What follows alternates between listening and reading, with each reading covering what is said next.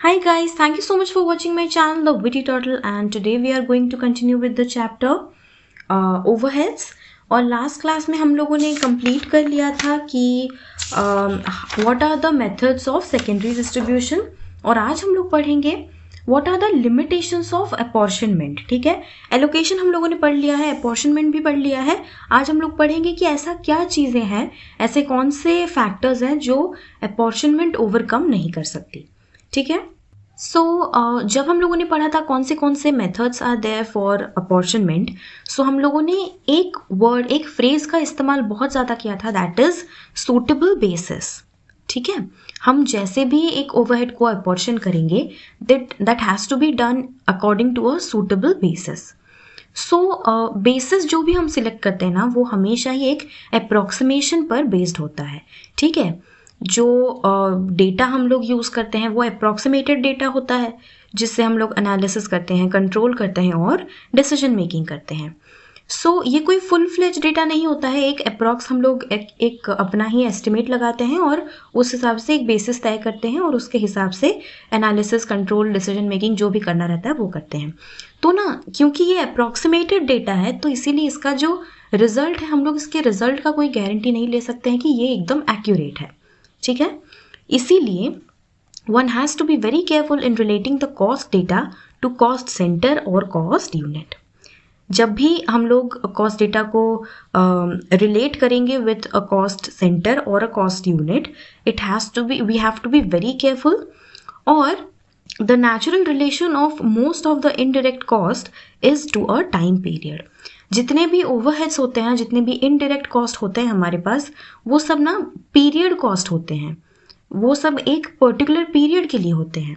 इसीलिए उन सारी कॉस्ट को अगर हम लोग कॉस्ट यूनिट के साथ लिंक करने चले जाएंगे तो वो बहुत ही डिफ़िकल्ट हो जाता है, बहुत ही इनएक्यूरेट हो जाता है. ठीक है, इसीलिए the traditional methods of allocation and apportionment are often challenged by many in the industry. जैसे कुछ टेक्निक्स हैं, मार्जिनल कॉस्टिंग है, वैसे ही बहुत सारे कॉस्टिंग मेथड्स हैं जिसके अपने ही कुछ लिमिटेशंस होते हैं. राइट, अब हम लोग पढ़ते हैं capacity of overhead rates. What is capacity, what do you mean by capacity? अभी हम लोग देखते हैं, जब भी आप ओवरहेड रेट डिटरमाइन करते हो तो it completely depends on the activity level. Right, activity level हम लोग क्या अज्यूम कर रहे हैं उसी पर ही बहुत हद तक मैटर करता है कि आपका ओवरहेड रेट क्या आएगा. ओवरहेड रेट जो होता है that will be different at different capacity levels. जो आपका 50% कैपेसिटी लेवल पर हो रहा है वही सेम चीज़ आपका 100% कैपेसिटी लेवल पर नहीं होगा.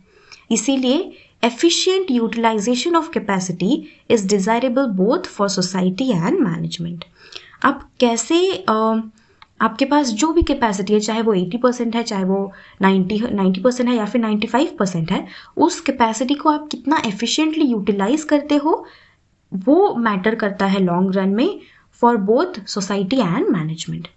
यहाँ पर हम लोग कुछ टाइप्स के कितने टाइप्स की कैपेसिटी हैं वो हम लोग देखेंगे. Following capacity concepts merit consideration for overhead rate determination. Overhead rate determine करने के लिए हमें कितने टाइप की कैपेसिटी की ज़रूरत पड़ेगी वो आज हम लोग देखेंगे. फर्स्ट है आपका थियोरेटिकल और मैक्सिमम प्लान्ड कैपेसिटी. ठीक है, थियोरेटिकल, मैक्सिमम और है आइडियल कैपेसिटी भी इसको बोला जाता है. ये क्या है? ये हमेशा रहता है वो कैपेसिटी जिस कैपेसिटी के लिए प्लांट को डिज़ाइन किया गया है. ठीक है, it is the capacity for which plant is design to operate. वही वो कैपेसिटी है जिस कैपेसिटी में ऑपरेट करने के लिए, जिस कैपेसिटी में चलने के लिए प्लांट डिज़ाइन किया गया है. ये हम बोल सकते हैं ये एक बहुत ही थियोरेटिकल कैपेसिटी है, क्योंकि इसमें कोई अलाउंस नहीं रहता है, कोई अरेंजमेंट नहीं रहता है फॉर वेटिंग पीरियड. कोई डिले हो गया, कोई शट डाउन हो गया, इन सारी चीज़ों के लिए इसमें कोई भी अलाउंस नहीं रहता है. इस कैपेसिटी के हिसाब से क्या है, प्लांट जो है वो बिना किसी रुकावट के एकदम स्मूथली फंक्शन करता रहे, which is practically completely impossible. ठीक है, ऐसा तो कभी हो ही नहीं सकता है कि जो प्लांट है वो कंप्लीटली पूरी तरह से काम करता रहे हमेशा. ऐसा तो नहीं हो सकता है. For cost consideration this capacity is not important. Cost जब हम लोग कैलकुलेट करते हैं तो उसमें हमें फ़र्क नहीं पड़ता है कि जो प्लांट है हम लोग का वो कितने कैपेसिटी के लिए डिज़ाइन किया गया है, ठीक है। And ideal capacity is never used to determine overhead rates for its disregard to even necessary interruptions in production process. Ideal capacity जो है वो भी कभी हम लोग यूज़ नहीं करते हैं to determine overhead rates, right? So ये जो theoretical और maximum plant capacity है ये क्या है? ये हम बोल सकते हैं कि जो 100% capacity है वो capacity जिसके लिए ये plant डिज़ाइन किया गया है, and it does not have any allowance for कोई भी अनसर्टन इवेंट, ठीक है। इसके हिसाब से प्लांट एकदम स्मूथली हमेशा ही फंक्शन करता रहना चाहिए, विच इज इम्पॉसिबल। सेकेंड जो है capacity that is your practical capacity.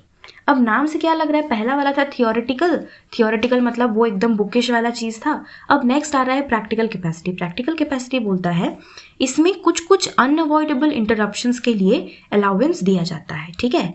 Unavoidable interruptions मतलब जैसे कि रिपेयर के लिए जो आपका टाइम बर्बाद हो गया वो, या फिर इनएफिशिएंसीज, ब्रेक डाउन, फिर delay in delivery of raw material, या फिर आपके लेबर जो है वो कम पड़ गए, एब्सेंस हो गया लेबर्स का, कोई संडे पड़ गया, हॉलीडे पड़ गया, वेकेशन हो गया, इन्वेंट्री आपका आया नहीं अभी तक। तो इसीलिए प्रैक्टिकल कैपेसिटी को बोला जा सकता है कि आपका जो भी मैक्सिमम कैपेसिटी है माइनस सम अनअवॉइडेबल इंटरप्शंस, ठीक है। और अनअवॉइडेबल इंटरप्शंस जो होता है वो दो तरह का होता है, एक होता है इंटरनल और दूसरा होता है एक्सटर्नल। सो बेसिकली जो प्रैक्टिकल कैपेसिटी है ये कंसिडर करता है ओनली इंटरनल अनअवॉइडेबल इंटरप्शंस को, ठीक है। एक्सटर्नल अनअवॉइडेबल इंटरप्शंस क्या क्या हो सकते हैं, जैसे लैक ऑफ कस्टमर्स ऑर्डर्स, है ना, मतलब कस्टमर्स ने ज़्यादा ऑर्डर नहीं दिया है तो जिसकी वजह से आपका कैपेसिटी यूज़ ही नहीं होगा। ऐसे ही कुछ कुछ एक्सटर्नल कॉजेज भी रह सकते हैं। लेकिन प्रैक्टिकल कैपेसिटी का मतलब है जो भी आपका मैक्सिमम कैपेसिटी है माइनस आपके इंटरनल इन्फ्लुएंसेस की वजह से जो इंटरप्शंस हो रहे हैं और वो आपके हाथ में नहीं है, आप उसको चाहकर भी अवॉइड नहीं कर पा रहे हो, वो हो जाने के बाद जो आपके पास बचता है that is your practical capacity. और जो प्रैक्टिकल कैपेसिटी होता है ना ये डिफर करता है फ्रॉम इंडस्ट्री टू इंडस्ट्री, सारी इंडस्ट्रीज के लिए ये सेम नहीं होता है।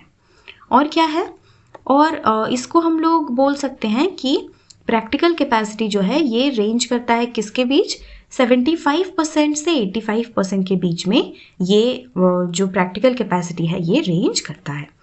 अगर हम लोग बोलें कि मैक्सिमम कैपेसिटी का ये 75 या 85% है तो हम लोग ये बोल सकते हैं कि जो इंटरनल अनअवॉइडेबल इंटरप्शंस हैं ये आपका 15 से 25% तक हो रहा है, because maximum capacity is always 100%। तो आपका इंटरनल अनअवॉइडेबल इंटरप्शंस कितना हो रहा है, 15 से 25%। इन जनरल केसेस में इतना ही होता है। सो आपका प्रैक्टिकल कैपेसिटी कितना आ जाता है, 75 to 85% of maximum capacity. Understood. Next देखते हैं, next is your normal capacity. What is normal capacity? Idle capacity due to long term sales trend is only is reduced from practical capacity. So ये क्या है, normal capacity को हम लोग ऐसे बोल सकते हैं कि इसमें जो भी कंसिडरेबल प्रॉब्लम्स होते हैं जो कि प्रैक्टिकल लाइफ में अराइज होते हैं उन सबको यहाँ पर कंसिडर किया जाता है, ठीक है। सो एक बिजनेस रहता है, उस पूरे बिजनेस के लिए, बिजनेस एज अ होल के लिए नॉर्मल कैपेसिटी डिटरमाइन किया जाता है और उसके बाद इसको it is broken down by plants and departments, और उसके बाद ये प्लांट्स एंड डिपार्टमेंट्स के लिए कितना क्या रहेगा उस हिसाब से उसको ब्रेक डाउन कर दिया जाता है। For normal capacity determination prime considerations are physical capacity and average sales expectancy. यहाँ पर दो चीज़ों का हमें ध्यान रखना है। First is we need to consider the practical capacity and secondly we need to consider the average sales expectancy. It should be noted that average sales expectancy to be considered for this purpose takes into account a period enough to level out cyclical fluctuations. Cyclical fluctuations का क्या मतलब है? It means कोई भी आपका period है ना, उसमें एक थोड़ा फ्लक्चुएशन रहता है आपके कैपेसिटी में, which is due to some normal issues only. तो जैसे कि आपका कोई लॉन्ग टर्म सेल्स ट्रेंड चल रहा है, ठीक है, आपका जो भी ट्रेंड चल रहा होता है वो ट्रेंड थोड़े दिनों बाद बंद हो जाता है, फिर दूसरा ट्रेंड स्टार्ट होता है। सो ये एक साइक्लिकल वे में होता रहता है। और इसी बीच जो भी आपका आइडल कैपेसिटी अराइज होता है, जो आपका थोड़ा बहुत कैपेसिटी लॉस होता है, that is known as cyclical fluctuations, right. The determination of normal capacity किन किन चीज़ों में हेल्प करता है, ये हम लोग देखते हैं। पहला बोल रहा है the preparation of flexible budgets and computation of pre determined factory overheads. Obviously आपको फ्लेक्सिबल बजट्स बनाने में ये बहुत ज़्यादा हेल्पफुल है, और प्री डिटरमाइंड फैक्ट्री ओवरहेड्स को भी कैलकुलेट करने में ये बहुत ज़्यादा हेल्पफुल है।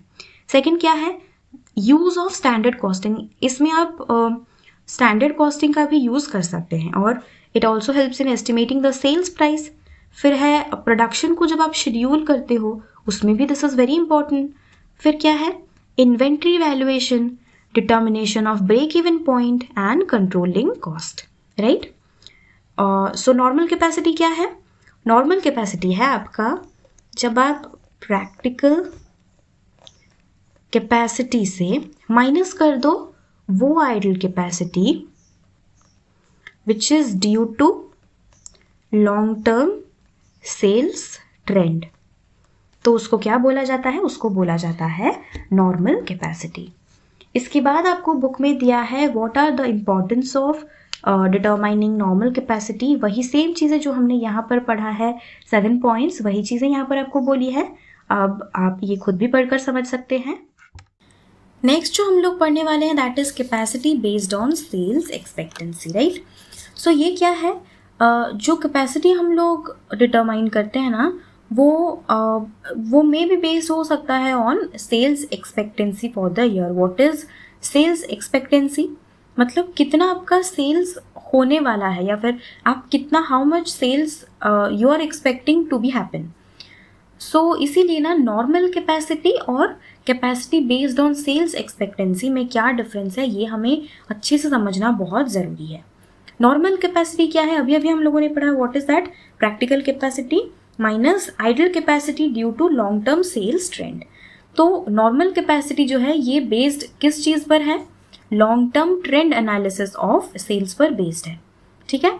और ये जो long term trend analysis of sales है, long term trend analysis of sales, long term the name suggest only कि ये एक बहुत सारे ईयर्स का जितना सेल हो रहा है हम लोग उसका एक ट्रेंड सेट कर रहे हैं, ट्रेंड एनालिसिस कर रहे हैं। So it is based on sales of a cycle of years. It is a cycle of years, right? Which is based on sales of a cycle of years. The capacity based on sales expectancy is based on what? Sales of 1 year only. ये क्या है, इन दोनों में difference ये है कि जो आपका नॉर्मल कैपेसिटी रहता है that is based on sales of so many years, ठीक है, पिछले 5 साल का या 10 साल के सेल्स के ट्रेंड के हिसाब से उसको सेट किया जाता है। लेकिन जो capacity based on sales expectancy होता है that is based on sales of 1 year only, right. So when long term sales trends are determined, cycle of years long enough to even out cyclical fluctuations is considered. Capacity based on sales expectancy is influenced more by 2 factors, ठीक है, general economic condition कैसा है और industry का forecast किस तरह से है, फोरकास्ट ऑफ इंडस्ट्री कैसा है, rather than long term sales trends. जब भी आप capacity based on sales expectancy की बात कर रहे हो तो वहाँ पर आपका सेल्स ट्रेंड कैसा है उस पर उससे कुछ फर्क नहीं पड़ता है। Only 2 factors you need to consider. The first one is general economic conditions and the second one is forecast of industry.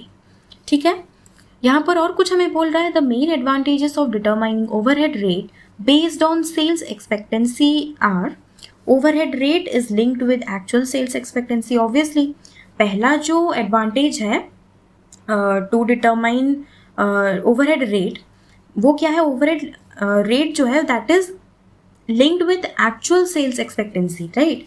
जितना आपका एक्चुअल आप कितना एक्सपेक्ट कर रहे हो उसी से लिंक्ड है. सेकेंड क्या है, overhead cost are adequately spread over the production.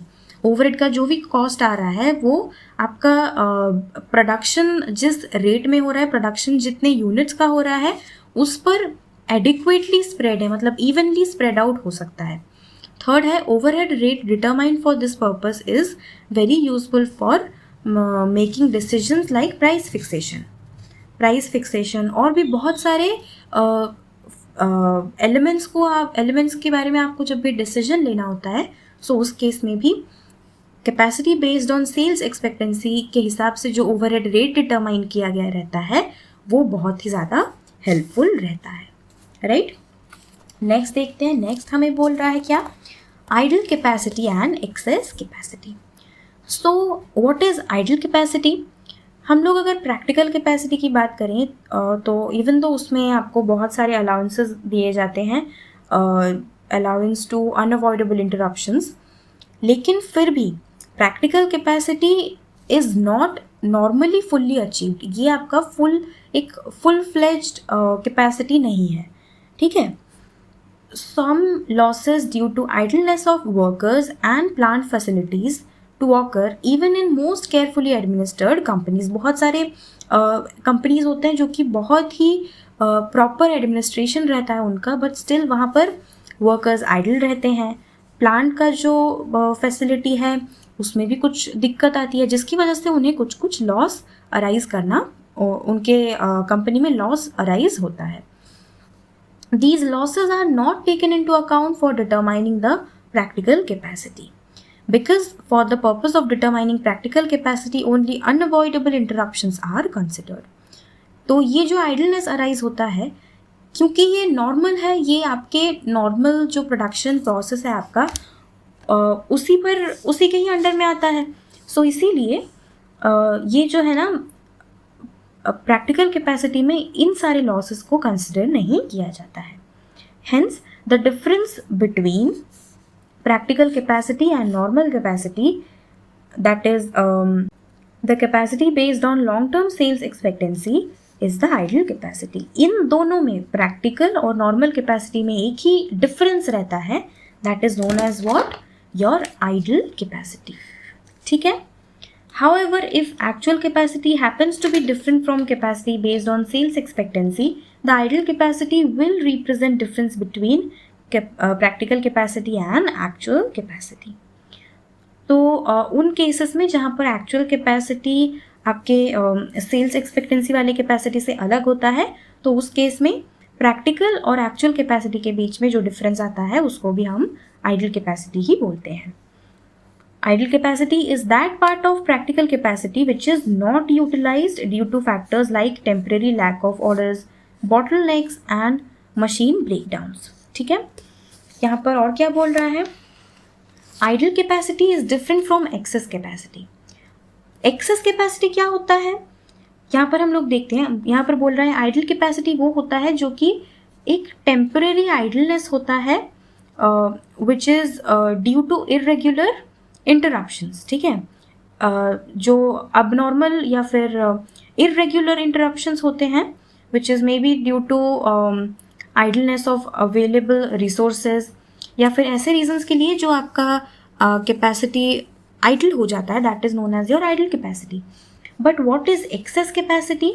Access capacity results either from managerial decisions to retain larger production capacity, या तो वो मैनेजरियल डिसीजन से अराइज होता है, वो मैनेजरियल डिसीजन जो कि लिया जाता है आपके प्रोडक्शन कैपेसिटी को बढ़ाने के लिए, या फिर फ्रॉम अनबैलेंस्ड इक्विपमेंट और machinery with in the departments, या फिर वो इक्विपमेंट्स या फिर वो मशीनरी की वजह से अराइज होता है which is not balanced according to your requirements, ठीक है?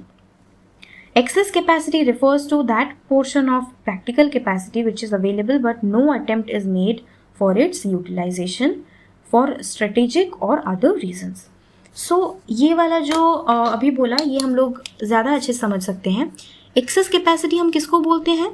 वो portion of practical capacity जो कि आपके पास available तो है लेकिन उसको यूटिलाइज करने के लिए कोई कोशिश नहीं की जा रही है, उसको यूटिलाइज करने के लिए कोई स्टेप नहीं लिया जा रहा है, फिर भले वो किसी भी रीज़न के लिए हो, लेकिन उसके लिए कोई स्टेप नहीं लिया जा रहा है. If the excess capacity results from purchase of assets not required, it will be a prudent policy for company to dispose of the assets which cause excess capacity. ठीक है, यहाँ पर भी आपको उसी के ही बारे में बोला है, दोनों में डिफरेंस बताया है कि excess capacity also results from imbalance और bottlenecks in certain departments. imbalance की वजह से होता है and this situation can be इस situation का आप remedy निकाल सकते हो कैसे? by attempting synchronization in the working of various departments. अगर आपके जितने भी डिपार्टमेंट्स हैं वो लोग एक सिंक में काम करेंगे, एक सिंक्रोनाइज्ड मैनर में काम करेंगे, तो एक्सेस कैपेसिटी वाला जो इशू है दिस कैन बी रिजॉल्व. ठीक है, उनका जो वर्किंग कैपेसिटी है उसको अगर बढ़ाएंगे, वो लोग ओवर टाइम करेंगे, डबल शिफ्ट में काम करेंगे, temporary off loading to departments having spare capacity, ये सब करेंगे, तो उस केस में एक्सेस कैपेसिटी जो है उसको हम क्या कर सकते हैं, उसको हम लोग थोड़ा सा अवॉइड कर सकते हैं, थोड़ा सा हम लोग उसको कम कर सकते हैं. Idle capacity cost are represented mostly by the fixed charges of owing and maintaining plant and equipment and of employ services.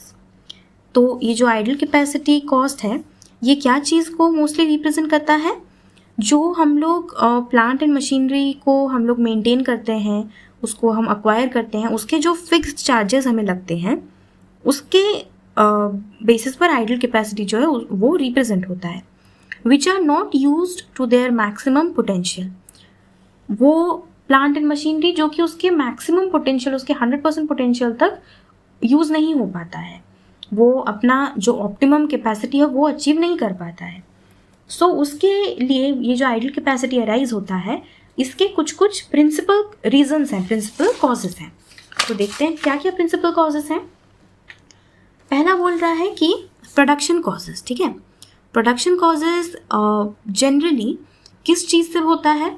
अगर आपका poor organisation of operational plan है, मतलब वो प्लान जो आपको थोड़े ही दिनों में एग्जीक्यूट करना है लेकिन उसका ऑर्गेनाइजेशन अच्छी तरह से नहीं हुआ है, उसको आप ऑर्गेनाइज नहीं कर पाए हो अच्छी तरह से.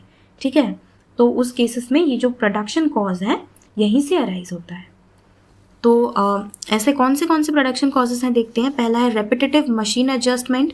जैसे अगर आप बार बार सेटअप करोगे या चेंज ओवर करोगे, आप मतलब जिस लेआउट में आपका कंपनी काम कर रहा है, मशीन्स आपका फैक्ट्री काम कर रहा है, उनका सेटअप जिस तरह से, अगर आप बार बार उसके साथ छेड़खानी करोगे, उसको आप बार बार चेंज करोगे, उसमें बहुत बार आप रिपेयर करोगे या एडजस्टमेंट करोगे, रेपिटेटिवली करोगे, तो उस केस में क्या होता है, प्रोडक्शन कॉजेज़ की वजह से आइडल कैपेसिटी अराइज होती है. ऐसा कैसे होता है? अगर आप बार बार चेंज कर रहे हो तो जितना टाइम आपके फैक्ट्री का सेटअप चेंज हो रहा है उतना टाइम तो प्रोडक्शन नहीं होगा, उतना टाइम वर्कर्स आइडल बैठे रहेंगे, उतना टाइम आपका बर्बाद होगा, उतना जो आप वर्कर्स को पैसा देते हो वो आपका बर्बाद होगा, है ना. सेकंड क्या है? लैक ऑफ मटेरियल्स और टूल्स. चाहे वो इंटरनल इन्फ्लुएंस की वजह से हो या फिर एक्सटर्नल कॉजेज़ की वजह से हो, अगर आपके पास जो आपको टूल्स एंड इक्विपमेंट्स चाहिए वो अगर आपके पास नहीं है, या फिर जो आपको रॉ मटेरियल चाहिए वो अगर आपके पास नहीं है, तो उस केस में भी क्या हो सकता है, आइडल कैपेसिटी हो सकता है. नेक्स्ट है lack of supervision, inspection and instruction. Workers है आपके पास, मटेरियल है आपके पास, प्लांट एंड मशीनरी है, इक्विपमेंट्स हैं, टूल्स हैं, सब कुछ है, लेकिन अगर उन वर्कर्स को इंस्ट्रक्ट करने के लिए कोई नहीं है, उनके काम को इंस्पेक्ट करने के लिए कोई नहीं है, और उनके ऊपर कोई सुपरवाइज़र नहीं है जो कि उनके काम को कंट्रोल करे, वो ये चीज़ को हर एक चीज़ का वो जायज़ा ले, ऐसा अगर कोई नहीं है, तो जाहिर सी बात है वो जो वर्कर्स हैं वो लोग गलतियां करेंगे और साथ ही साथ वो उतना सीरियसली काम नहीं करेंगे, जिसकी वजह से आइडल टाइम होगा, आइडल टाइम अराइज होगा. वो लोग अपना वक्त ऐसे ही ज़ाया करते रहेंगे और कंपनी के लिए जो आइडल कैपेसिटी है वो अराइज होता जाएगा. नेक्स्ट है lack of power. Internally produced और एक्सटर्नली प्रोड्यूस्ड, अगर आपके पास पावर नहीं है तो भी प्रोडक्शन नहीं हो पाएगा. Next is what? Administrative causes. Sometimes various administrative decisions taken at various level of management result in idle capacity. कभी कभी क्या होता है ना, जो मैनेजमेंट के डिफरेंट लेवल्स होते हैं, टॉप लेवल, मिडिल लेवल और लोअर लेवल, इन सारे मैनेजमेंट में कुछ तरह के डिसीजंस लिए जाते हैं. तो कभी कभी क्या होता है ना, let's say top level management जो है वो ग्राउंड सिचुएशन नहीं जानते हैं कि जो वर्कर्स हैं वो क्या सिचुएशन फेस कर रहे हैं. तो अगर उनके द्वारा ऐसा कोई एडमिनिस्ट्रेटिव डिसीजन लिया गया जो कि लोअर मैनेजमेंट या फिर वर्कर्स के लिए सही नहीं है, या वर्कर्स को उससे प्रॉब्लम हो रहा है, तो उस केस में क्या होता है, या फिर अगर कम्युनिकेशन प्रॉपरली नहीं हो पाया टॉप लेवल मैनेजमेंट और वर्कर्स के बीच में, जो इन्फॉर्मेशन उन्होंने दिया वो प्रॉपरली डिसमिनेट नहीं हो पाया, प्रॉपरली वर्कर्स तक विथ रीज़न नहीं पहुंच पाया, तो उस केस में क्या है, वर्कर्स को बुरा लगेगा और वर्कर्स यही सोचने लगेंगे कि हम लोग इतना काम कर रहे हैं लेकिन हमें जो मिलना चाहिए वो नहीं मिल रहा है, या फिर जो फैसिलिटीज़ मिलने चाहिए वो नहीं मिल रहा है. तो उस केस में क्या होगा, उस केस में आइडल कैपेसिटी अराइज होगा. कुछ मेजर कॉजेज क्या है, excess plant for anticipated expansion. अगर टॉप लेवल अपने फैक्ट्री का एक्सपेंशन कराने के लिए बहुत सारा प्लांट ले आएगा, बहुत सारे प्लांट एंड मशीनरी सेटअप कर देगा, तो उस केस में ऑब्वियसली बात है वो वर्कर्स को दिक्कत होगा जो लोग ऑलरेडी हैबिचुएटेड हैं एक एनवायरनमेंट से. नेक्स्ट है special machines prepare for particular jobs. Particular jobs के लिए अगर वो लोग स्पेशल मशीन्स बनाएंगे तो ऑब्वियसली बात है जो वर्कर्स हैं उनको उससे प्रॉब्लम होगी ही, और वो लोग स्ट्राइक्स करने लगेंगे या फिर लॉकआउट्स करने लगेंगे, जिसकी वजह से ऑब्वियसली कंपनी का बहुत टाइम ऐसे ही बर्बाद होगा. और क्या है, इकोनॉमिक कॉजेज़. इकोनॉमिक कॉजेज़ क्या है, जैसे कि आपकी कंपनी जो भी गुड प्रोड्यूस कर रही है उसका अगर डिमांड सीजनल है, ठीक है, जैसे इन केस ऑफ वुल कौन से सीज़न में इसका डिमांड बढ़ता है, ऑब्वियसली विंटर सीजन में इसका डिमांड बढ़ता है. आइसक्रीम का कौन से सीज़न में डिमांड बढ़ता है, नॉन कोविड सीज़न में, मतलब क्या है, समर सीज़न में जनरली बढ़ता है, और आज के डेट में तो कोई भी नहीं खा रहा है आइसक्रीम. सो और क्या है, फर का भी आपका जो होता है विंटर सीजन में ज़्यादा डिमांड रहता है. And production can not be evenly distributed. जिस केस में गुड्स का जो डिमांड है वो सीजनल है, वो एक उसका ऑन सीज़न है, ऑफ सीज़न है, तो उस केस में क्या है, प्रोडक्शन को आप इवनली पूरे साल में डिस्ट्रीब्यूट नहीं कर पाओगे. This is specially true when there exists danger of deterioration of the product or where carrying charges for stock are too large. उन केसेस में जहाँ पर आपका जो कैरिंग चार्जेस है वो बहुत ज़्यादा है, या फिर ऐसा हो सकता है कि आपकी प्रोडक्ट की क्वालिटी कम हो जाए, या फिर प्रोडक्ट का जो आपका जो एग्जिस्टिंग स्टेटस है उससे डिटोरिएट होने लगे. इस चीज़ का अगर डेंजर रहता है, डर रहता है, तो उस केस में क्या होता है, seasonal, cyclical and industrial causes lead to idle capacity. उस केस में आपके इकोनॉमिक कॉजेज कुछ अराइज होते हैं जिसकी वजह से आपका प्रोडक्शन आपका अच्छे से नहीं हो पाता है. और क्या है, सीजनल कॉजेज भी हो सकते हैं, साइक्लिकल कॉजेज भी हो सकते हैं, और कुछ इंडस्ट्रियल कॉजेज भी हो सकते हैं. ठीक है, इस पैराग्राफ में भी आपको वही चीज़ें बताया है और वो बहुत ही डिस्क्राइब्ड वे में बताया है. अगर आप लोग अभी इस पैराग्राफ को पढ़ोगे तो यू कैन ईजीली अंडरस्टैंड कि मैंने आपको क्या बोला है यहाँ पर. सो यहाँ पर बेसिकली वही बोल रहा है कि जो नॉर्मल प्रोडक्शन लॉसेस होते हैं वो कहाँ पर एब्जॉर्ब होने चाहिए, आपके प्रोडक्शन कॉस्ट में एब्जॉर्ब हो जाने चाहिए. और जो एबनॉर्मल लॉसेस होते हैं उसको हम लोग ऐसे ट्रीट करते हैं कि वो नॉन ऑपरेटिंग एक्सपेंस है. ठीक है, वो नॉन ऑपरेटिंग एक्सपेंस है, इसीलिए उनको P&L में डायरेक्टली डेबिट कर दिया जाता है. तो इसीलिए कुछ कंपनीज जो हैं वो ये फॉलो करते हैं कि वो जो उनका आइडल टाइम कॉस्ट है ऑन देयर लीडिंग प्रोडक्ट्स, मतलब वो प्रोडक्ट्स जो जिनका ज़्यादा सेल हो रहा है या फिर वो उसी प्रोडक्ट्स की वजह से कंपनी जानी जाती है, उस केस में वो लोग स्टैटिस्टिकल टेक्निक्स यूज़ करते हैं और वो लोग आइडल टाइम कॉस्ट को कैलकुलेट करते हैं. कॉस्ट अकाउंटेंट्स को इसीलिए इस बात का बहुत ज़्यादा ध्यान रखना चाहिए कि वो लोग properly idle plant, idle capacity के लिए क्या रीज़न है, उस रीज़न को प्रॉपरली एनालाइज कर पाएँ और अकॉर्डिंगली वो लोग उस पर्टिकुलर आइडल कैपेसिटी का ट्रीटमेंट कर पाएँ. Overhead rates of different capacity levels will be different due to influence of fixed overhead. ठीक है, फिक्स्ड ओवरहेड का भी एक इन्फ्लुएंस रहता है, इसीलिए ओवरहेड रेट्स अलग अलग होंगे हर कैपेसिटी लेवल के लिए, राइट। आज का जो क्लास है यहीं तक रखते हैं। आने वाले क्लास में हम लोग एब्जॉर्प्शन ऑफ ओवरहेड्स पढ़ेंगे और 4 पेज का थ्योरी बचा है, उसके बाद हम लोग न्यूमेरिकल्स करना स्टार्ट कर देंगे। अगर आप लोगों को आज का ये क्लास पसंद आया तो प्लीज़ इस वीडियो को लाइक कीजिए, अपने CMA इंटर के दोस्तों के साथ शेयर कीजिए, मेरे चैनल द विटी टर्टल को सब्सक्राइब कीजिए, और अगर आप लोगों ने अभी तक मेरे टेलीग्राम चैनल को ज्वाइन नहीं किया है, so the link is given in the description box below. Please go and check it out and join my Telegram channel now.